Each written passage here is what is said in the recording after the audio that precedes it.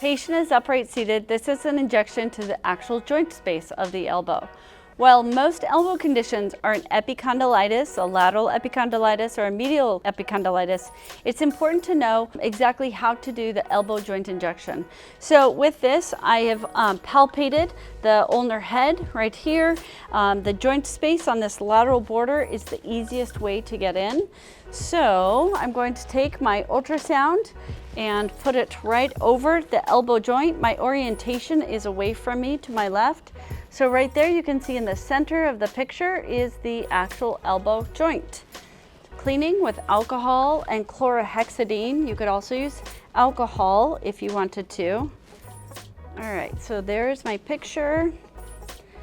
And I'm going right next to the transducer without touching it. 1, 2, 3, little pinch.